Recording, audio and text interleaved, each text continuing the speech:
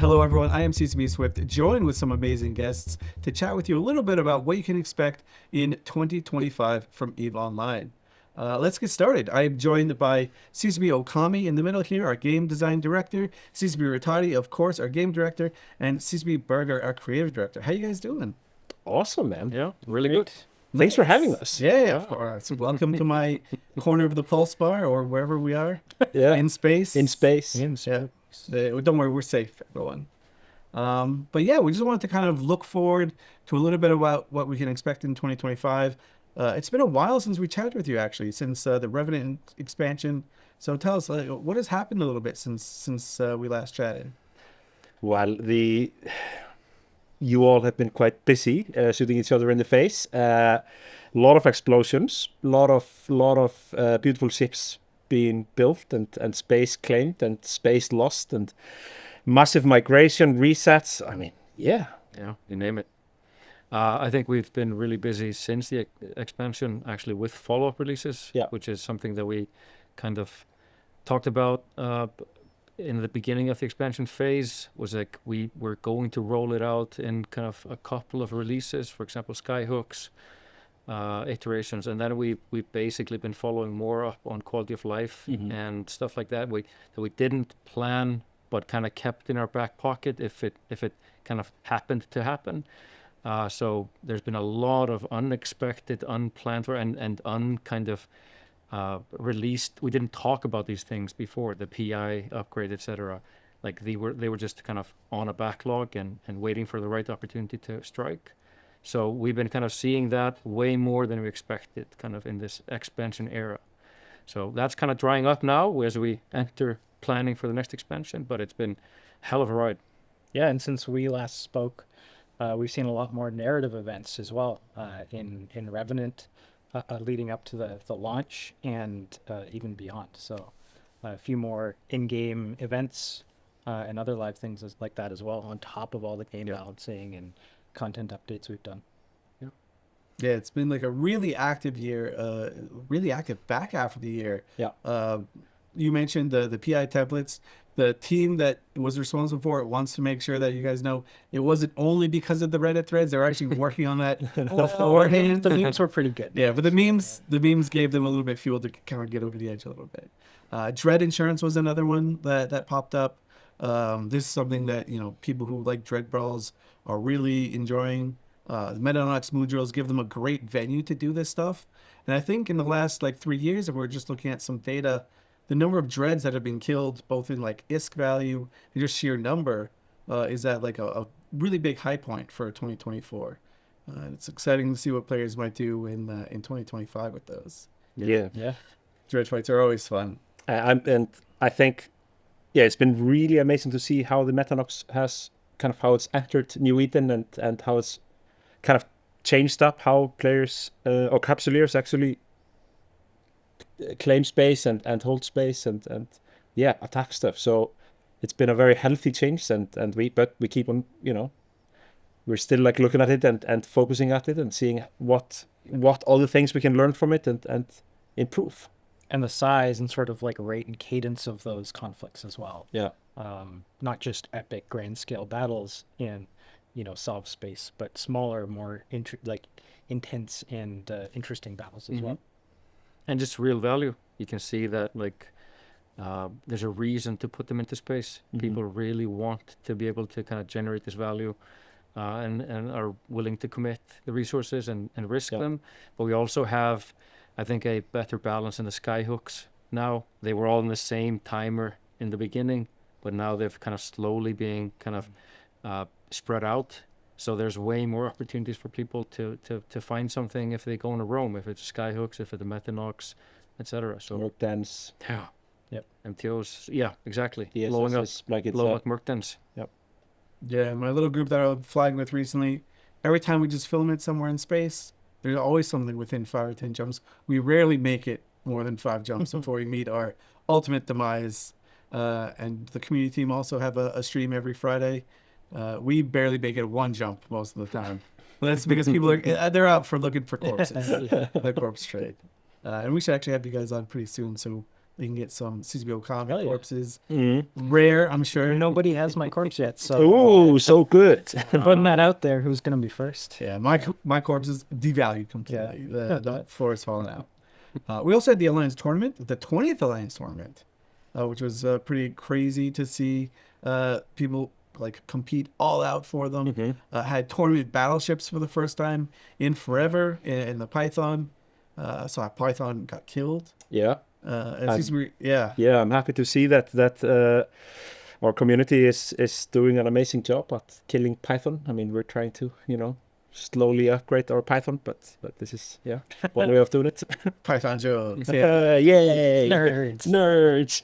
And CCP Rattati, you had mentioned that you've been kind of watching Alliance tournament prize ships, and you've been like really surprised at how many of them are dying the last couple. There was a culling of the herd. Yeah, I remember a couple of months ago, just one after another. Don't know what it was. If it was a failed deployment or like someone moving, but like Oh, like that. they I were- love seeing people use their ships and get them in space. Yeah. Get that risk out there. Yeah, it's been really nice since we brought the Alliance tournament back. We actually upped the amount of prize ships that players get, and that's really we've seen them being like they've been less like sitting in the hangar collecting dust, more like I'll take it out for a roll. Yeah. Let's just see what happens. And a lot of times, what happens is like some insanely motivated person sets a trap for them and kills them, which is always fun. All right, but that was 2024. A lot of stuff towards the back half of the year. Let's look forward to 2025. What can players kind of expect for like the year, just high level stuff?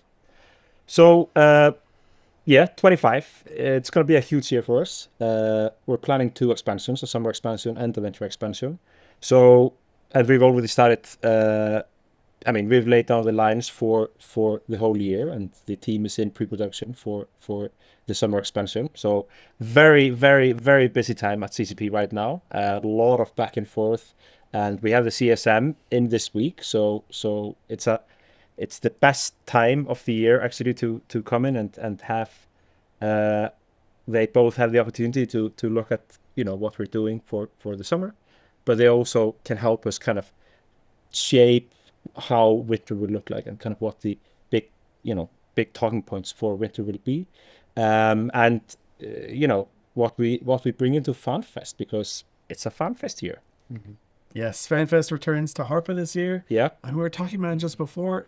It's the first time we've returned to Harpa since 2018, which is mind-blowing to us. I remember it like so vividly as a player, and it's going to be nice to see all the player flags hanging down in Harpa and just the whole vibe that it brings. Mm-hmm. I can't believe it's since 2018. Like we're yeah. It'll be my first FanFest. Amazing. CCP Okami's first FanFest. Are you going to be like on stage doing stuff? Are you going to be blending in the I don't know crowd? yet, to be honest. We'll find out. We'll find out. Nice. Yeah, my favorite part about FanFest here in Reykjavik is just because Reykjavik's so small, when the players come in to visit, you can notice them everywhere. Yeah. Like every restaurant, every bar, just every street. You just be like, hey, is that guy talking about Eve? Yeah, I think he is. More like, I've heard that voice before. I wonder what that guy looks like. And it's so much fun. Yeah, 2018 I had the best thing, like random street, not even in downtown Reykjavik. Like an Eve player walked up to me on a Sunday, like, I'm sorry, I don't want to bother you, but are you CCP Burger? Ooh. And my son was with me, and Yeah. he thought it was the coolest thing ever. He couldn't believe how cool this was. He was like, there was a random foreigner that came to my dad and he knew who it was. I was like, yep, I'm famous for one weekend. Nice. Yeah, my kids don't even like bother anymore. They're just Yeah. jaded. Poor They're like, kids. hey kids, I'm on the stream. Like, Yeah. I guess I'll go troll you or something. Yeah. Yeah, Twitch chat is going to be Yeah. full of Who's that. this guy? Return the Yeah. It's the kids. It's my kids. Yeah. But looking forward for the summer of 2025. Yeah.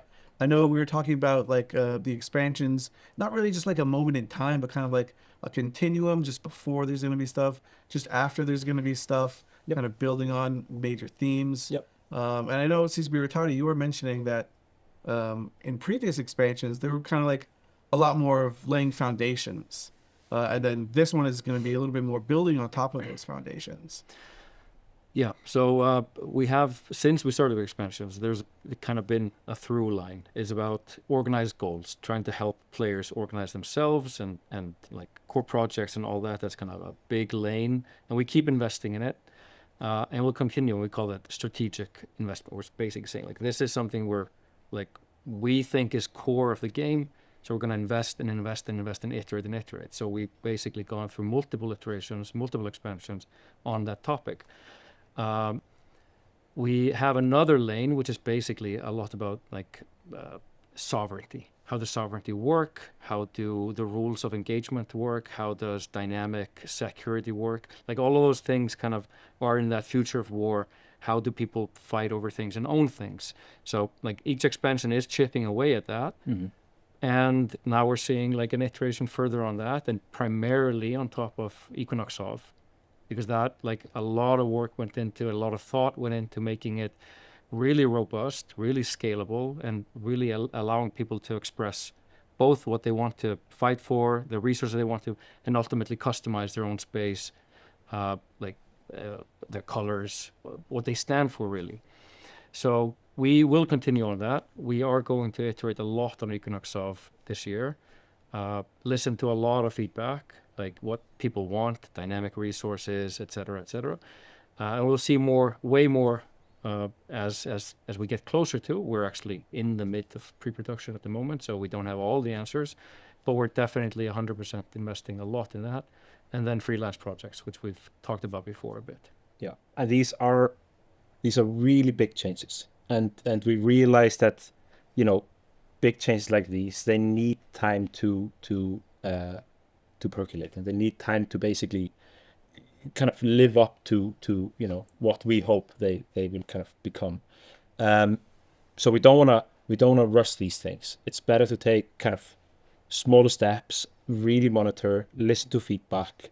We're in very active conversation with the CSM and with thought leaders in the community, and basically allow it to kind of build up slowly. And we've seen this. I mean, this was very successful when we did Photon, for instance. Like, just kind of, be quite adamant about kind of forward momentum, but never jump too far ahead. Yeah, it's a really good really good way to kind of get the changes that are really big that you guys were mentioning. There's no way in a single expansion or patch it would be able to solve every problem, build every system. So just having things that we can build on top of is really methodical, and it's going to be exciting. I know players are going to be excited to see like what that even looks like when we build on top of things. Mm-hmm. And it's also great to be able to kind of go back a year or so and take a look at the feature set, and how the community has actually taken these tools and how they've made these tools their own in a way. And even if we say that we're iterating on and building on foundation we've already laid, there's plenty of opportunity for innovation in there, and there's plenty of opportunity for new. It's not just tweaking numbers or changing the shade of green that we're using for something, but there's a lot of opportunity to build new.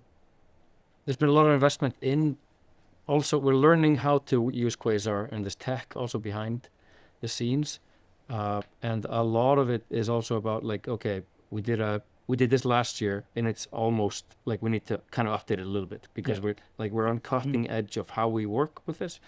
A lot of it is also learning about just adding content to it, like the contribution methods, for example.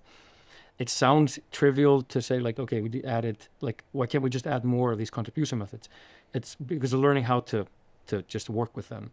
But we're also trying to facilitate game designers to be able to like figure out the code where we can just like add 10, 20 instead of 1 or 2 a year. So we're also trying to unlock that design power, and we're like making good progress. There's a lot of momentum in this. Yeah. And it's a balancing act for us too. Like, it's always about us trying to find something new that we can kind of introduce while we're trying to finish something or really take something to the next level that we started, and maybe dig into the Wayback Machine and say like, it's kind of not working. So all of these things are kind of like we're balancing at the same time. Mm. Nice. Yeah, it's really cool to see how this works in progress. And I think I was talking to CCP Trash Panda about the mercenary dens and the mercenary tactical operations, like the little dungeons that spawn because of them.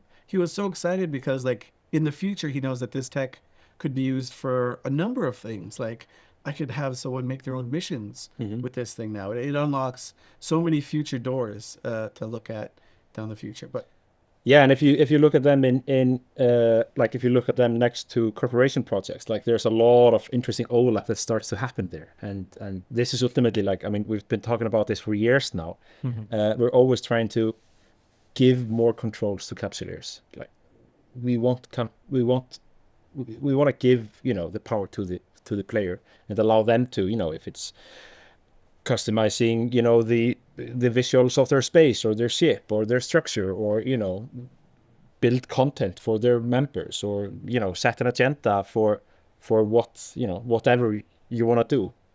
So these are all kind of steps in that direction. Like, how can we give you more control? yeah, I know a lot of it, especially for corporation projects, a lot of it's actually inspired by players, by what they've built to exist out of the game as well. So like they're filling a need, and we're recognizing that and just kind of giving them a little bit more tools to unleash their creativity. Yeah, we love player tools, but anytime we can look at those patterns and like find a way to just bring those things in game where it makes sense too, like that's always another thing that we're trying to balance is like what's a need that people are trying to fulfill outside of the game that we haven't provided yet.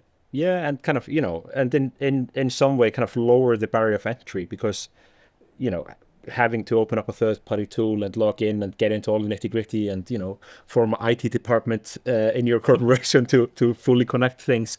Like, if we can create an intermediary step between you starting the game and having to do that, like, I mean, we're not, these third-party tools are super powerful, but you know, there's a time and place, you know, for when you should jump into them. Yeah, it's kind of like it's like the PhD program. Yeah, it's a PhD program. Your core. And like inherently also a bit unfair. Like the haves and the have-nots are kind of like, you don't have it, and you're not aware that other people have them until you realize, and then you're like, okay, how could I even been able to catch up with others? Yeah. We are actually monitoring core projects based on just like you know, tiny corporation, mid corporation, like small, like just we have like a whole monitoring suite of like just adoption, like how many sub 5 character corporations are using them, etc.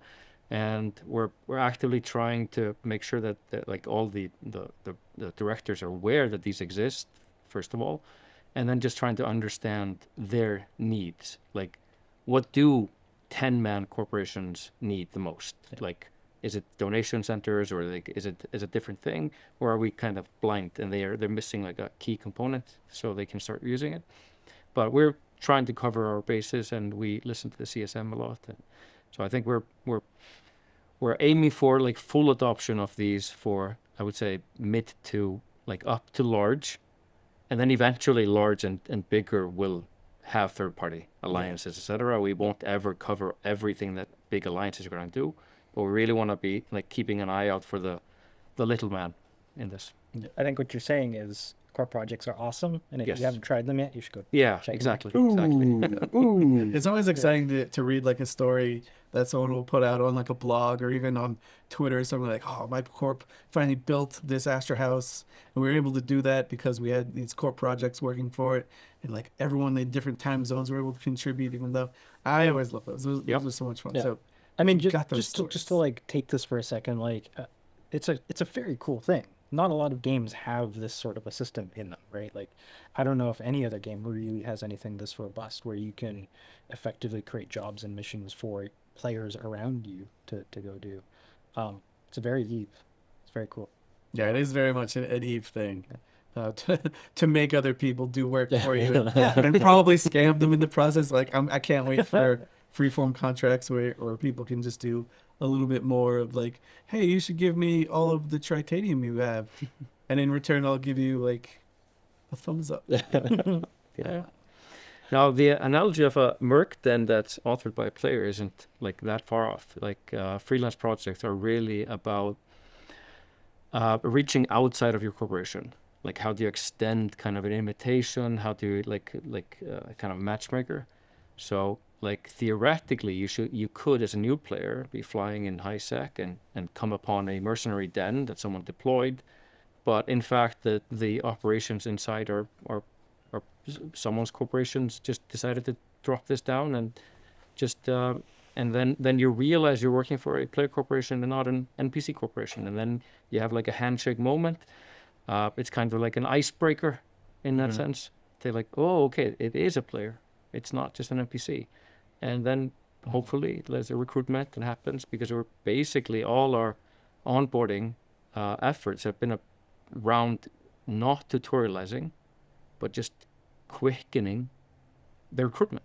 Just as fast as we can get you into a player corporation. Yep. That's our motto. Yeah, so when we think forward to freelance projects, really it's a lot of it's not only about creating an ecosystem for our existing players, but like you said, kind of shifting that to the sense of building a relationship between corporations and newer players as well, and being able to help them kind of reach out and create a handshake and an introduction that helps bring new people into those corporations and into EVE and into the ecosystem in a more friendly way. Yeah, there's no guide that we can write that's going to replace, No, exactly. a player running into another player and them being like, here's what you need to know. No new player experience, nothing, no tutorial that will teach you. And Yeah. no missions or no level 3 missions or 4. Like it's never gonna be sustainable. We want people to just help each other complete the first 20, 30 hours together. That's the fastest possible.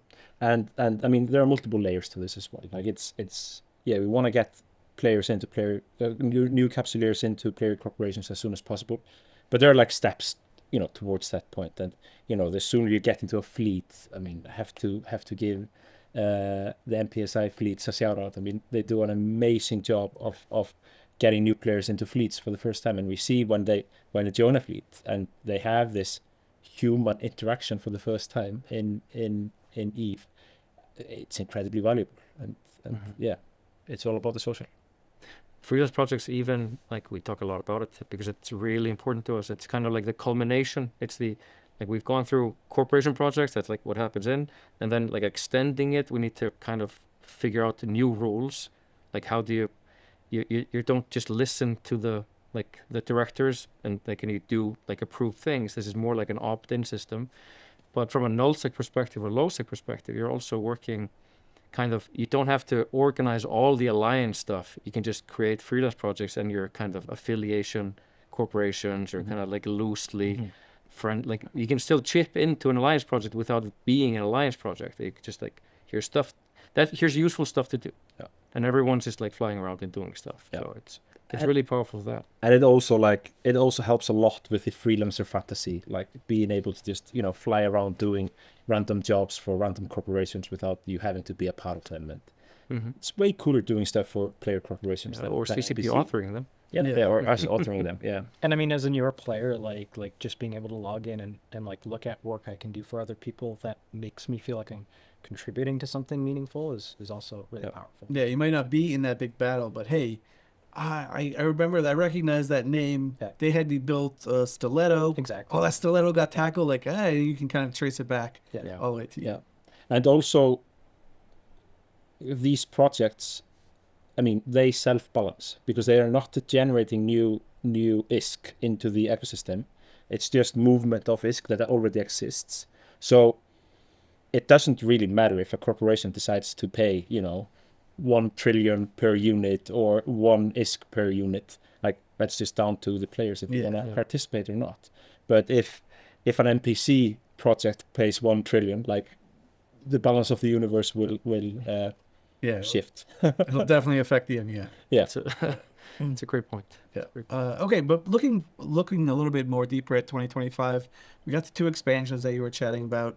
We also have some events that players can kind of look forward to expecting.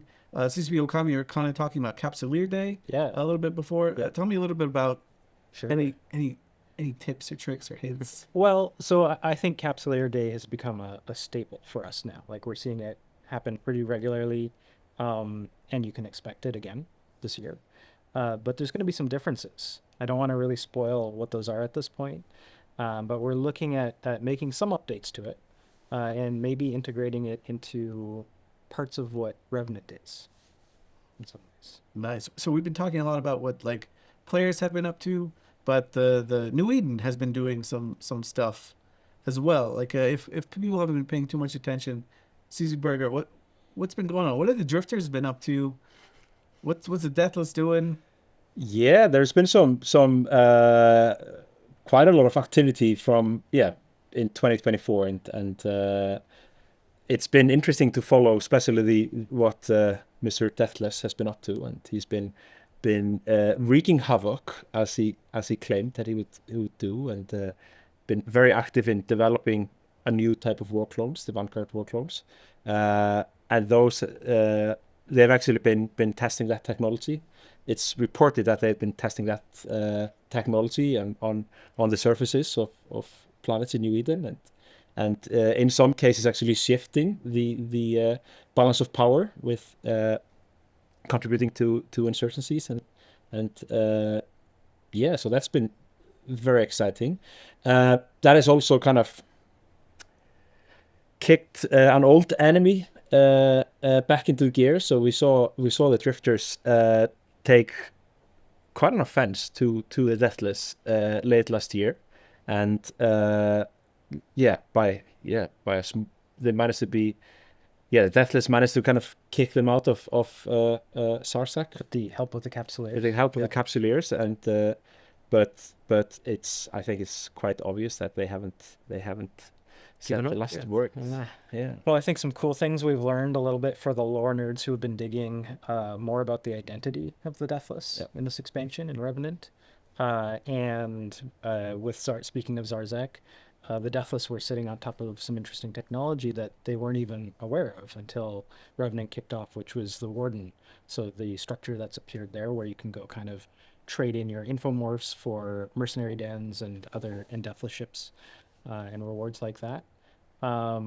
So this has clearly built a tension between the drifters and the Deathless that continues to perpetuate not only throughout the sort of build-up and sort of inception of Revenant, but throughout. And so I hope that very soon you might see a little bit more of that coming as well.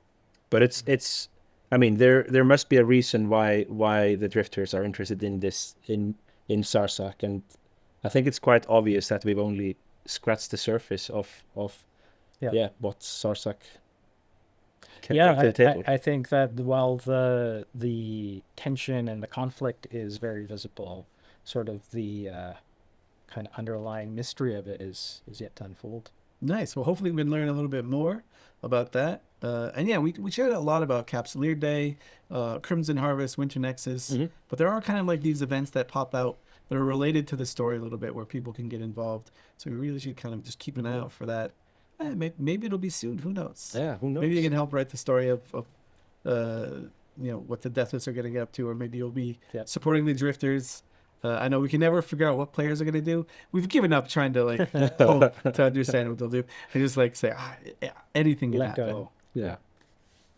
But yeah, between now and the summer, there's also a couple things that we're kind of keeping an eye on very actively.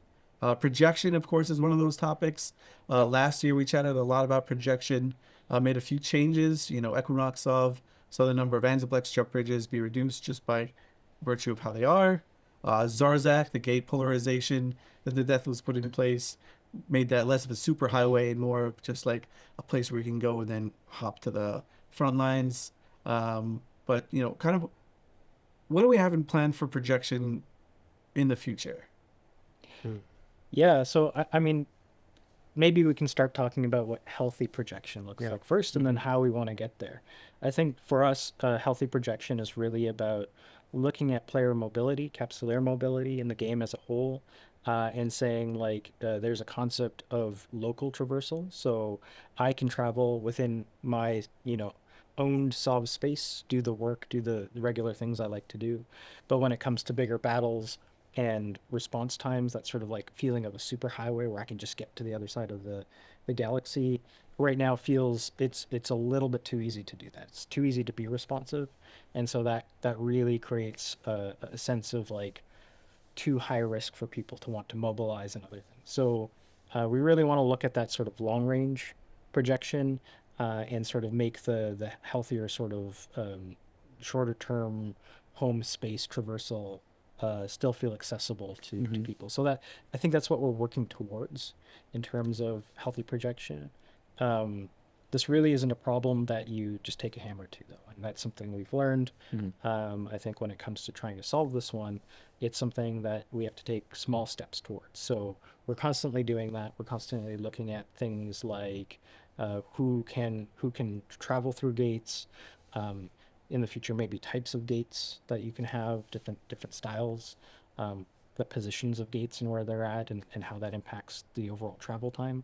And so I think you can expect to see some of those changes kind of coming up in the near future as we iterate towards solving this sticky, tangly problem without making it worse for everybody.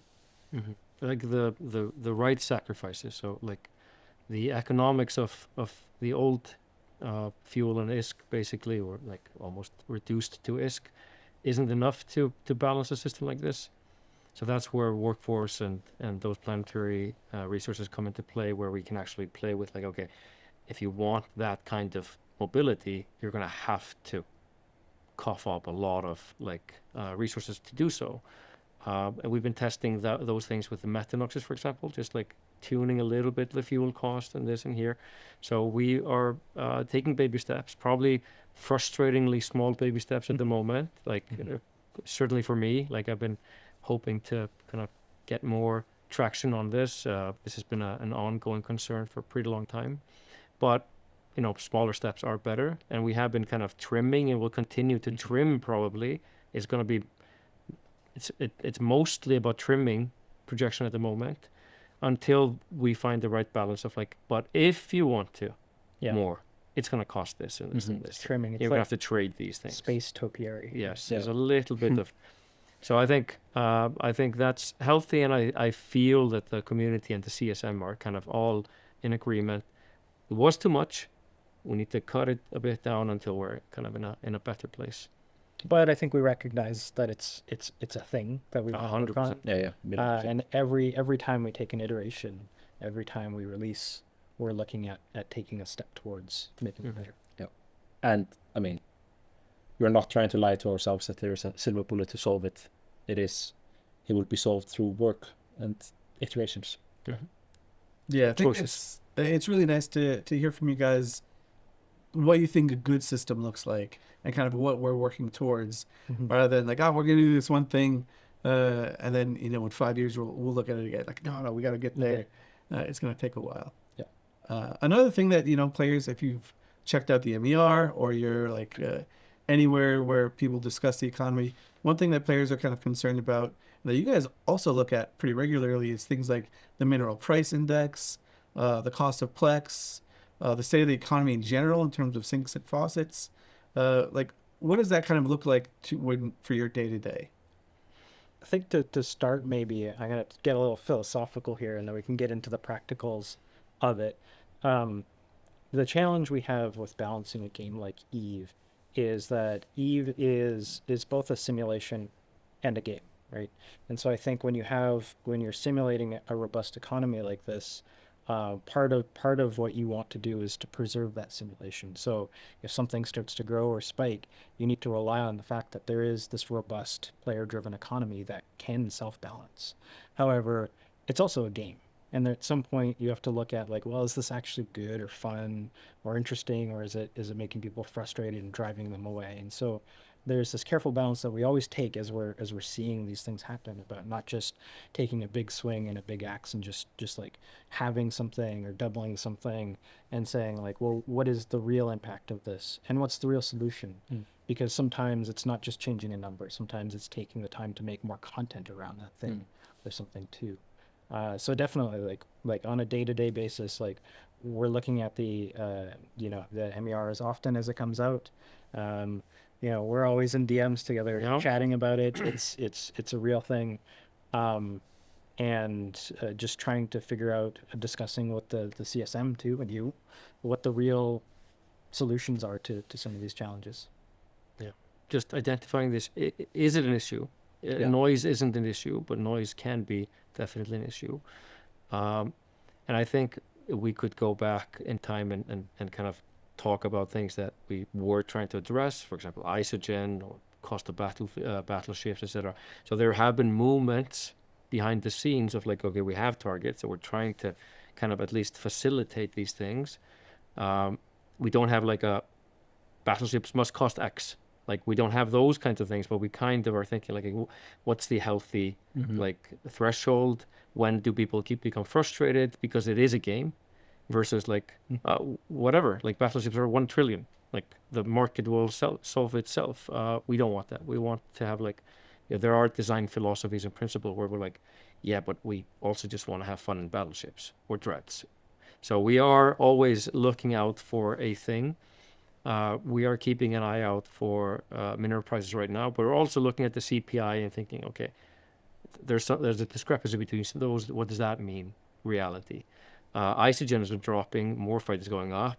Sure. Is it a short-term, mid-term, long-term thing? We have to see. Is it a real problem? Is it stopping things that people really want to do, like capital construction? So we're sensing this, and we're looking at data every day, not just the MER, and we're debating these and like, is there something missing? Is there a hidden cost? Whatever. So and looking for those right solutions. Yes, we just not pumping something in just for the sake of it.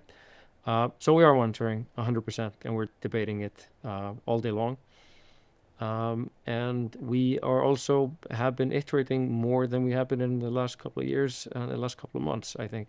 Yep. Just before the expansion, we were dropping like both economic changes for Pochven, for wormholes before that, changes in anomalies, distributions, rates, cooldowns, like all of these things are kind of being like, we're using the tools. We're using what we have, and I think we'll just continue doing that.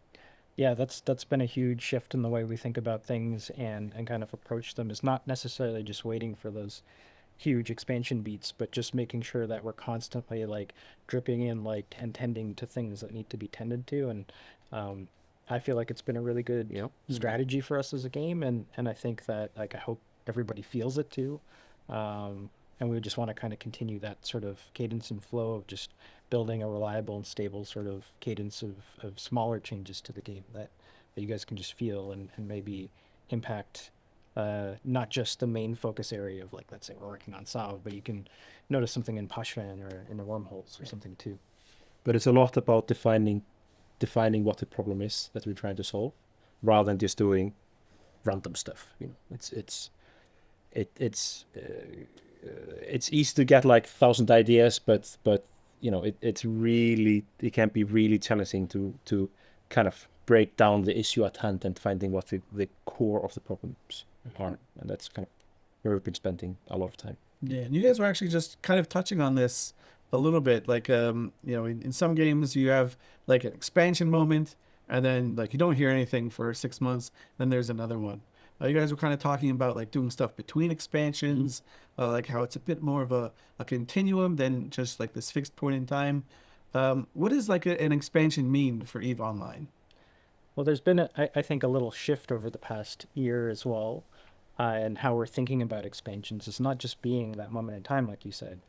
I think in the past we've tended to build up, and you've seen that in both like terms of narrative and events and things happening in the game, and then the lights come on and there's a bunch of new content and features, and then we wait until the next one, and maybe there's some events like Capsulator State in between. But the way we're really thinking about expansions now is it's a period in time. It's from like one point to the next point, and then the next expansion starts. So all those releases that you're getting, all the little tuning updates and all those sort of narrative beats and moments, they're all part of the expansion now. We're really thinking of creating a build up to that moment where we turn the lights on and we release new features, new ships, new things like that.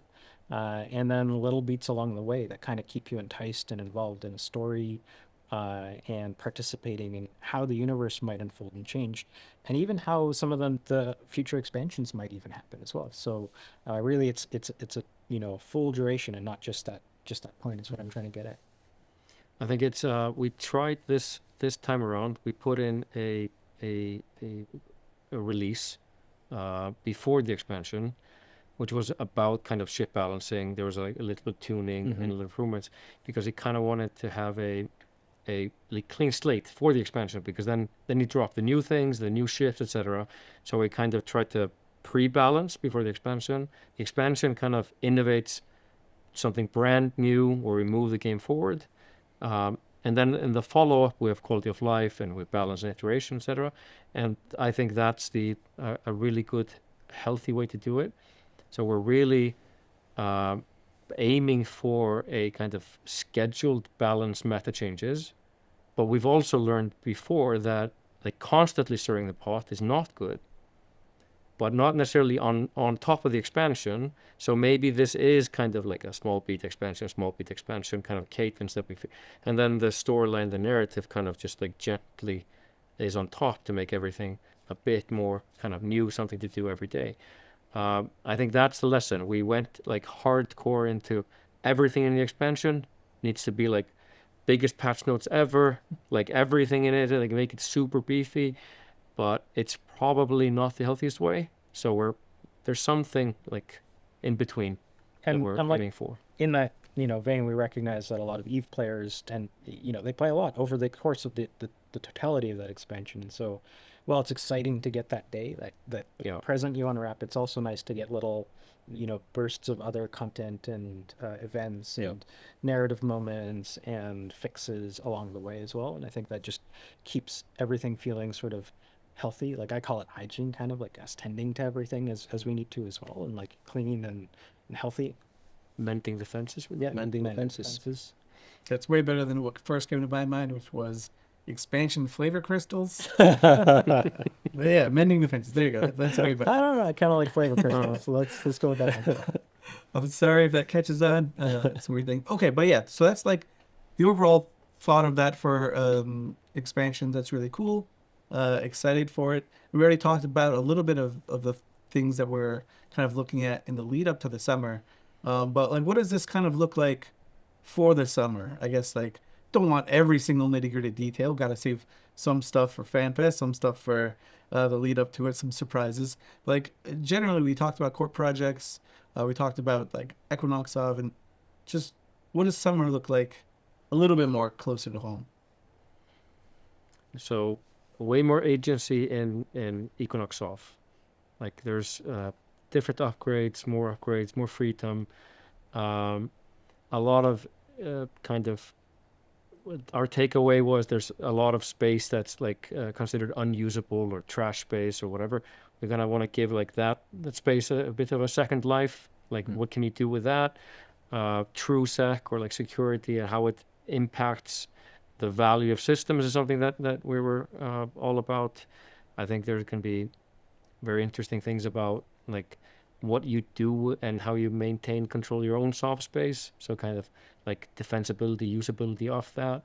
So there's like, I would think of it as a batch of really good upgrades for Equinox Soft and some trade-offs, because I think the consensus was, okay, it's a really good system, hypothetically, but we really just have one best choice for every system. So we're trying to introduce We made choices. a Christmas tree. Now we're giving you decorations. Yeah.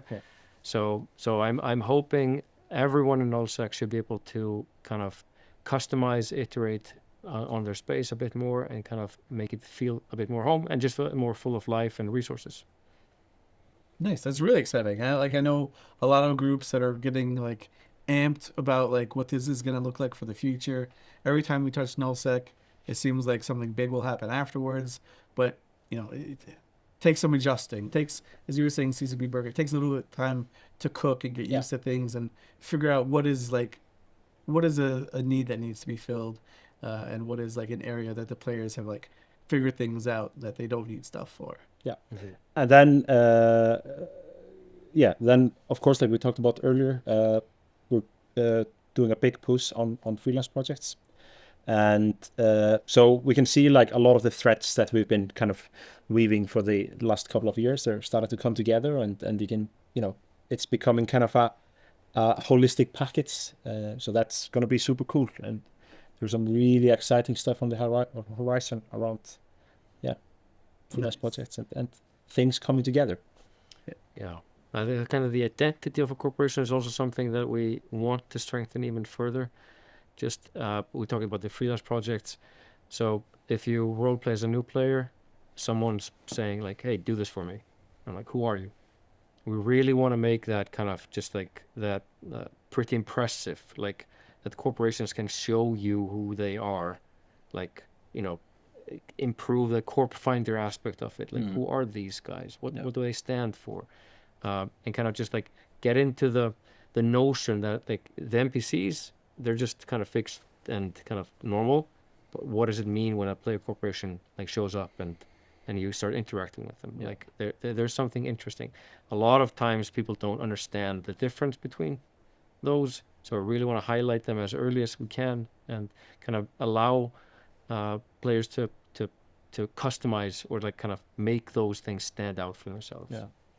I mean, there's so much kind of the idea of a corporation in EVE. Like there's so much cool stuff around the corporation and alliances. Like there you know, Discord servers and a lot of chatter and you know, they, you know, people go out, fly together, blow stuff up and but a lot of these things, they only manifest kind of outside the client, and this has kind of been a topic for quite some time here, and a big topic that we want to talk about at FanFest, and we really want to kind of have this conversation with the community on how can we start to bring some of these stuff that's only outside the client. How can we kind of bring it more into the client? That how can we kind of allow it to kind of paint the experience? You come into a space and you can just feel that this is, you know, controlled by a major power. And this is going to be kind of, you know, maybe not the summer expansion, but more something that we will start to look at more kind of when we get close to winter. But this is definitely going to be a huge topic at FanFest, and I can see plenty of 1 beer, 2 beer, and 3 beer conversations at FanFest. So make sure to yeah. Those are always kind of like the highlights of my FanFest experience as a player. We're just like bumping into a dev, being like, "Hey, can I get you a beer?" All this. One thing I really want to talk about, these poor devs have heard so many horrible pitches from me about like game design stuff, but it is still like really fun to chat with players, hear what motivates them, hear like what stories they're making with the tools that we gave them. That's always the most exciting part. I cannot wait for horrible pitches. They're fun. Yeah. Right on. And also, you know, we were talking about, I think CCP Rattati, you were mentioning what the future of war looks like. In 2024, it was adding like a lot of, I forget the term you used. Tactical objectives in space for all fleet sizes. There you go. It's so catchy. Yeah. T-shirts. Yeah. And so like what that looks like, being like, oh, maybe I want to fight over a citadel. I'm going to need me and my closest 500 friends. But maybe if I'm fighting over a skyhook or a mercenary den, it's just me and 3 or 4 people, and kind of what more of that looks like, building on top of that as an idea going into like 2025. Yeah, I think the Metanoxes were great, and the mercenary dens. Like these are, you can do some damage just like with a tiny fleet, or at least die trying. And I think we were missing that. We didn't have anything really to kind of tackle. And I think we had heard a lot of like, but I can't defend all these things. Well, sometimes like just don't build. You're just gonna accept that you're gonna get bitten by mosquitoes, and you're not gonna be able to just like never have mosquitoes. Like you're gonna have them, and I think that's fine because these investments are making money in the long term for sure. Skyhooks and merc dens and Metanoxes are for sure like making more money than they're losing based on and I mean like part of that's the way we balance these things in terms of cost, right? Like a merc den's really not that expensive to get going, and I know some people have made some pretty good cash on those as well. So like the economy is really healthy, the ecosystem's good, and like they're gonna get destroyed, but they're not, you know, they've probably made you some cash, and they're not super expensive to get started up and going. Yeah, we're talking to a few players who created some diplomatic incidents by dropping too many mercenary dens. I think this is the first part, or the first time period where players are just looking at the types of planets that were in this space. They're like, oh shoot, there are not many of these.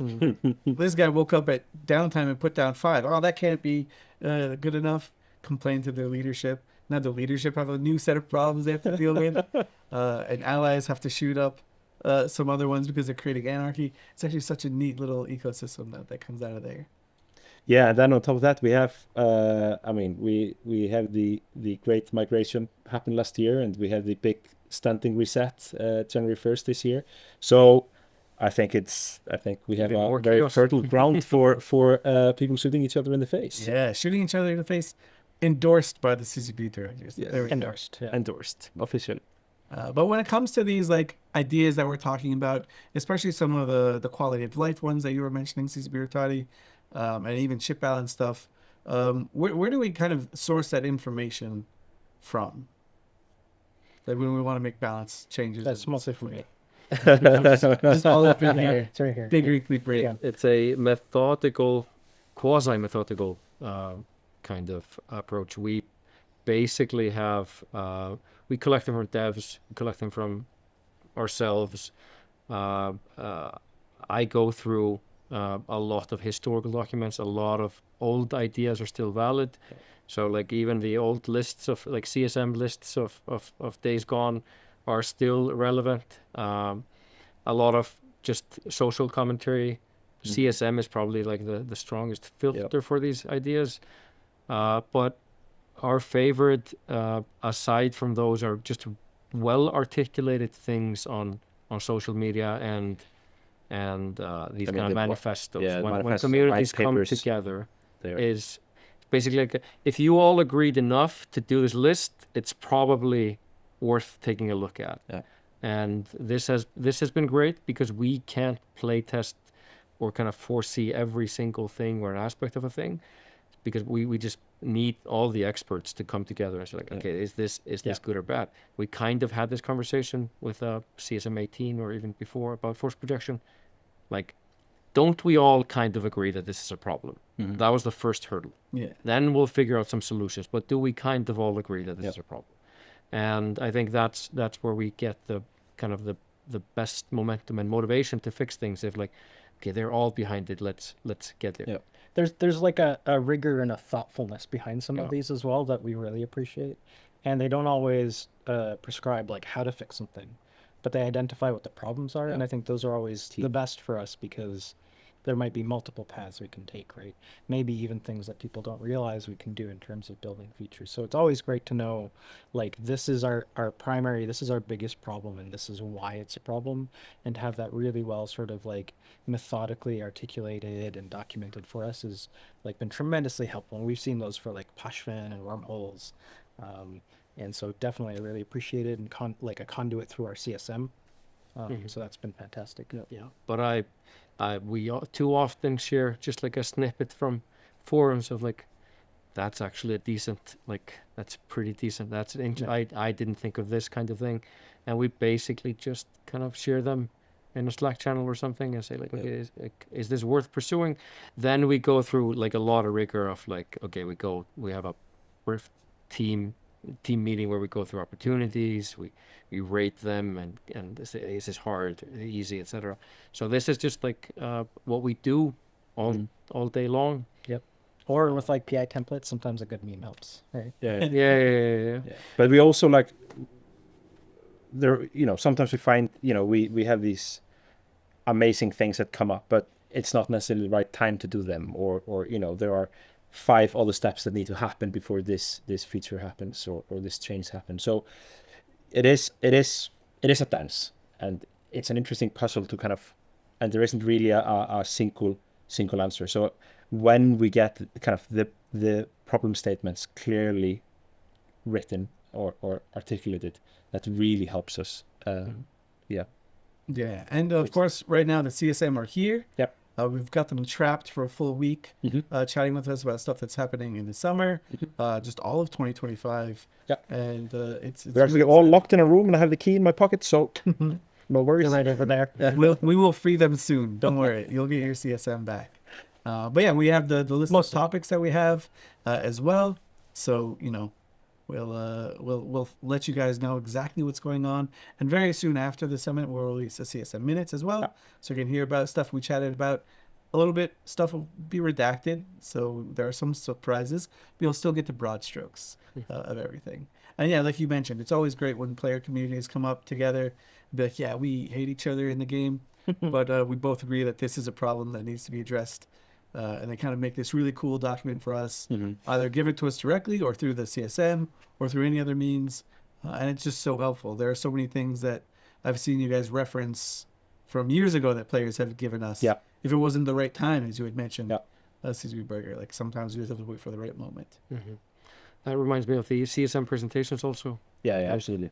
Where they really kind of present a specific thing that they're either interested in or they're kind of their group that they're lobbying for is like, okay, these are usually like the highlights of the visit. Just to kind of see these and they're just like really tangible, they're really good, and they have a depth of knowledge that is really important. It's not just like we should have 3 mid slots on.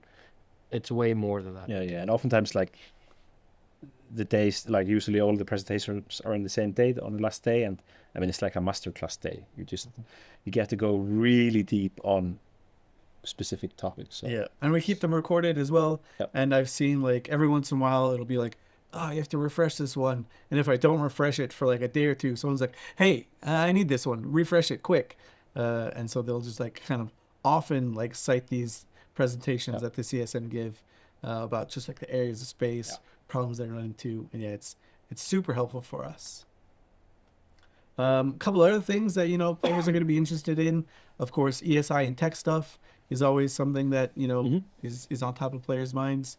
Anything you can share about that? Yeah, I mean, we're actually planning a series of dev blogs and streams in February, so stay tuned for that. Addressing everything from ESI to Quasar to some other nice stuff that we have in store. So yeah, keep an eye on that. Nice. And we've actually got a mass test this weekend to test the local Quasar tech mumbo jumbo. So be sure to hop on the Singularity and try and break stuff and just show up. We'll get some good data from it, and it'll help us move the Eve cluster forward. Yeah, super important. It's a big one. Yep, I know. I think CCP Chimichanga has some cool stuff in store that he wants to share, both in those February chats and at FanFest. Yeah, and it's always fun to hear from him. Yeah, I mostly just want him to show really big numbers. These must tests, we had millions of some things and billions of some things and trillions of something. So yeah, make sure to show up so we can really fulfill that trillion hope that I have. Yeah, trillion of something. We'll get there. But really, that's it. 2025 is going to be a great year. FanFest, we're going to hear so much stuff about what's happening in the summer and beyond. Any last words? Final words, not last words. This is it. Yeah, I mean, I'm just super excited to see everyone at FanFest. It's going to be a wild one. It's going to be a crazy one. I'm still debating what my pub crawl team is going to be called, but usually we win. That's my role for the pub crawl is to First time I hear this, but you won. That I won pub crawl every year. That's why Rattati you go home early. Win conditions are very unclear to me. Yeah, what is winning? I'm just always in the I want to see what's next. So I'm right now we're packaging the goods. Yeah. But I really just want to start I live in the life. I really want to see what's in the next patch or what are the resources that what we're looking at next. But I can't wait because these are pretty monumental kind of, and I would say they're wrapping up a bit of an era. They're really getting things into a next to final state. Freelance project is the end of how we were thinking about this, and Econox Sov is kind of okay, we really want to nail it here, and then just add stuff to it, just cherries on top. But these are kind of really important beats, but also full of all kinds of crazy stuff that we're not talking about. But these are the fundamentals. Yeah. And for me, really just stay tuned. There's more coming. Revenant, like I said, we're in that period. It's not done yet. So there's more interesting and exciting things like about to happen, and then we're going to start to enter a new era from there. So be patient, but keep an eye out, because there's some pretty cool things about to happen. Right on. Well, thanks for sitting down with us, chatting. I really look forward to what the summer holds. Look forward to seeing you all at FanFest as well. And I'm CCP Swift. Take care.